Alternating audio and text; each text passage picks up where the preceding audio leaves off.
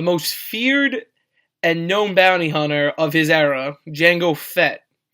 He was many things, a known Jedi killer, and considered the most deadliest man in the galaxy. But was Jango Fett the best template for the clone army? The first place to begin is where he gained fame, during the Mandalorian Civil War 44 BBY at the Battle of Galadriel, where he, leading the true Mandalorians with the current Mandalore at the time, killed more than half of the Jedi sent to fight on Mandalore, which is around 30, I believe so, leaving the Jedi Master, Count Dooku, and his Padawan Kamari Vasa to survive the incident, but killing all rest with his bare hands.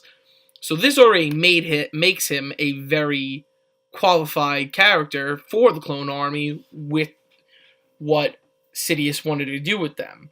An army of someone that can kill Jedi easily. So this is where he begins, but this is also where something else begins. His hatred for the Jedi, being the Mandalore at the time, had adopted the young Fett following his family's death. He was murdered, his family was murdered, and the Mandalore took him in and raised him. And then the Jedi killed him on the side of Death Watch, so he was obviously opposed to them and wanted vengeance. So then let's fast forward about 20 to 30 years. He gets hired from the Count of Sereno, Dooku, to take out a dark Jedi. At the end of his mission, Dooku approaches him and offers him a deal for a substantial amount of credits to be the template and train a clone army. Jango agrees, but on one condition, that he gets one clone unmodified that he takes care of and can raise as his own and teach his trade of bounty hunting. So, did this make him a good template for the clone army? Now, there was only a single purpose of the clone army, and that was when the time came for them to kill the Jedi. So, he checked off on that, but why wouldn't they pick someone else, like a Trandoshan or Wookiee or some other species that is more powerful and stronger and could just use manual strength to defeat the Jedi? This is simple. It came down to the Empire, well, what would become the Empire, Darth Sidious's Empire, was racist to aliens. He did not believe they were equal to humans, and he told Dooku he wanted a Mandalorian, because Mandalorians were the, Spartans of the galaxy. They were good fighters, and Jango was quite possibly the best one.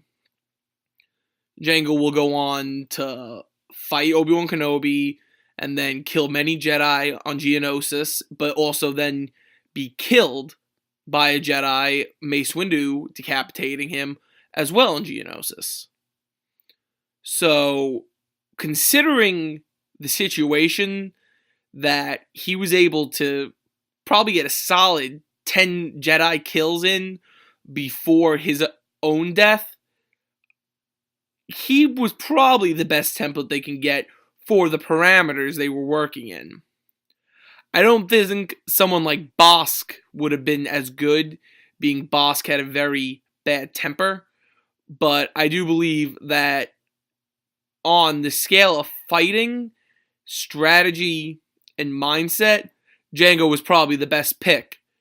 And he was survived by his son, Boba, who did follow in his footsteps and become the second known deadliest man in the galaxy, and without a doubt, he was definitely the best choice for the job.